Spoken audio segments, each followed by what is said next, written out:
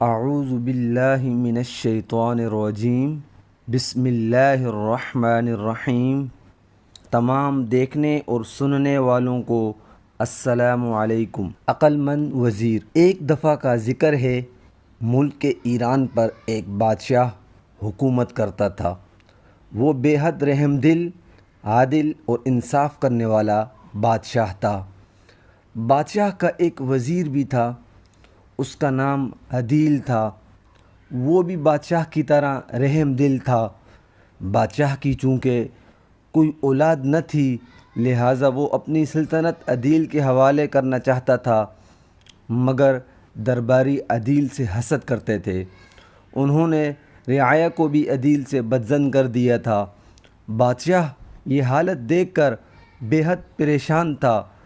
وزیر سے بادشاہ کی یہ حالت نہ دیکھی گئی، لہٰذا اس نے ایک دن بادشاہ سے کہا، بادشاہ سلامت، آپ ملک بھر کے نوجوانوں کو اکٹھا کریں، جو قابل اور ذہین ہوں اسے ہی بادشاہی سونپی جائے۔ بادشاہ کو وزیر کی یہ بات پسند آئی اور اس نے ملک بھر میں مقابلے کی تاریخ کی منادی کروا دی۔ جس دن مقابلہ تھا اس دن صبح ہی صبح گہما گہمی ہو گئی۔ بادشاہ سلامت تخت پر بیٹھے تھے، 7 ملکہ بیٹی تھیں اور آس پاس درباری کھڑے تھے۔ دربار میں سینکڑوں نوجوان تھے۔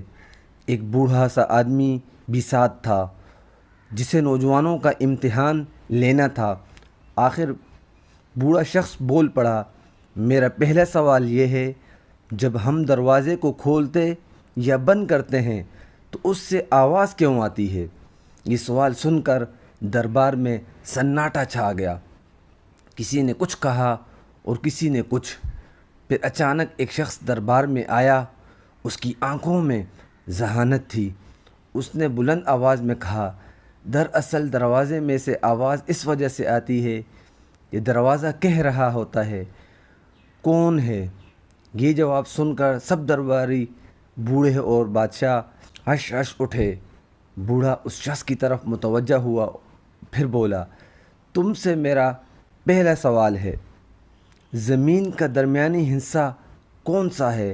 یہ سن کر وہ شخص بولا، جہاں میں کھڑا ہوں یہی درمیانی حصہ ہے، اگر نہیں ہے تو ثابت کرو آپ۔ بوڑھا شخص پھر بولا، تمہارے سر پر کتنے بال ہیں؟